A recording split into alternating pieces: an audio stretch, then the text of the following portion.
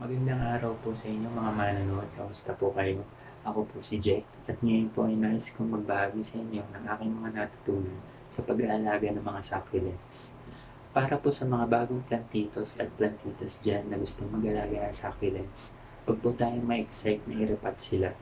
Katulad po ng nakikita nyo ngayon sa tabi ko ng mga succulents kung wala na sila sa lupa. Bakit po? Kasi po in-air dry ko na po sila. I-air dry po natin sila for 5 days bago po natin sila i-repot. Yung mga nabibili po kasi natin mga succulents sa mga plant shops or galing Benguet, iba po kasi yung klima pinanggalingan nila. So, yung pag dinala po sila sa lowland, yung lupa po nagkakaroon ng moist at dinadapuan po sila ng fungi at yung po ang sumisira sa mga roots ng mga succulents. So, ang gagawin po natin, baguhin po natin yung lupa.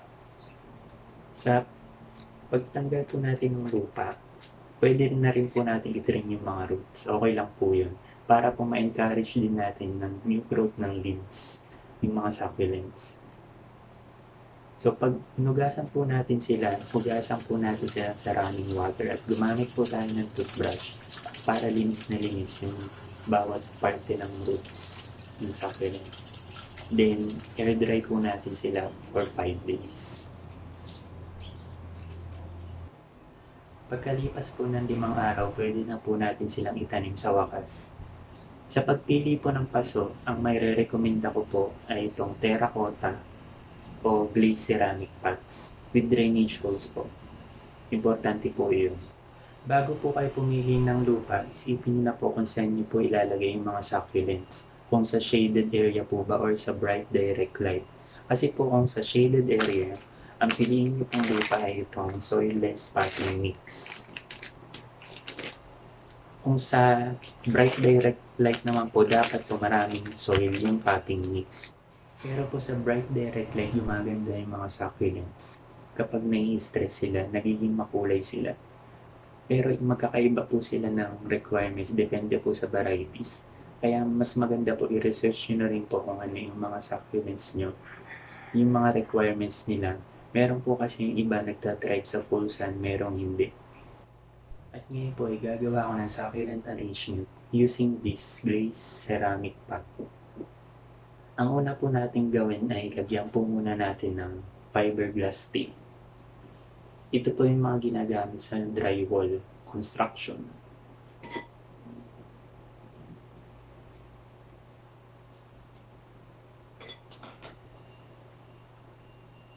Lagyan po natin yung sa tapat ng drainage hole.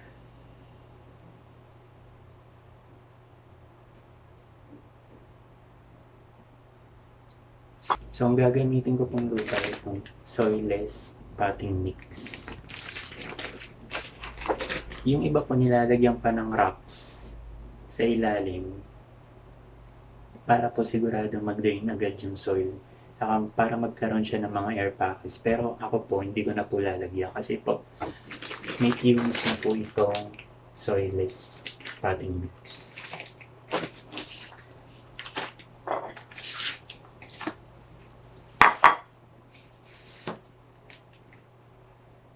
Lagay na po tayo.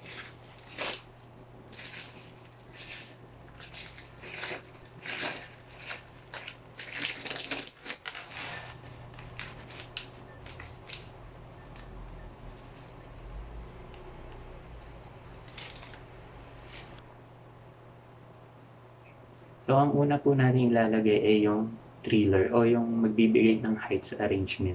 Kung pipiliin ko po itong Crassula obata o yung jade plant.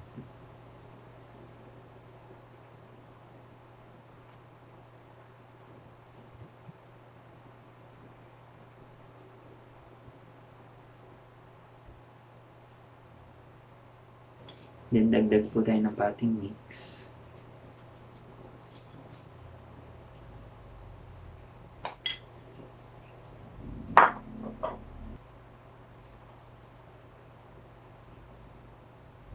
Then, ang isunod po natin ay yung filler. Siguro ito na lang pong echeveria ang gawin nating filler. Then hanap po tayo ng magkakascade, yung spiller po.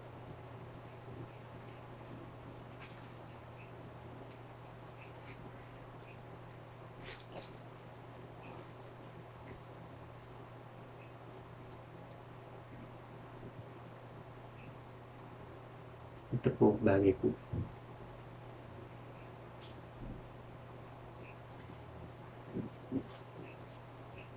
Or this one.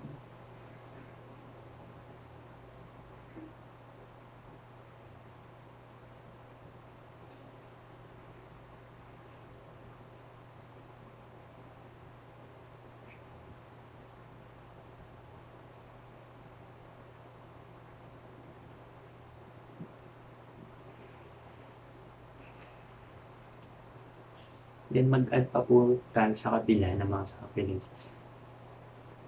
Ang goal po natin ay mapuno at walang makita mga na dirt.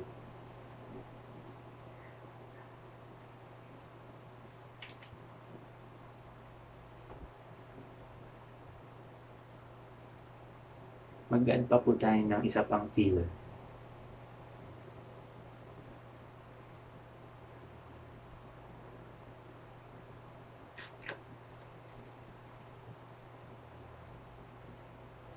Lagyan pa po natin ng isang spiller.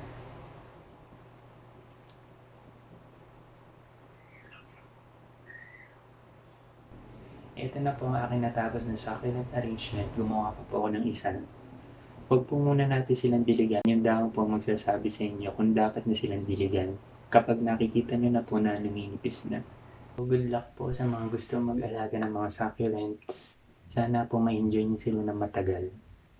At meron po tayong kasabihan, you can't buy happiness, but you can buy succulents. And that's pretty much the same thing. Nabasa ko lang po sa Google.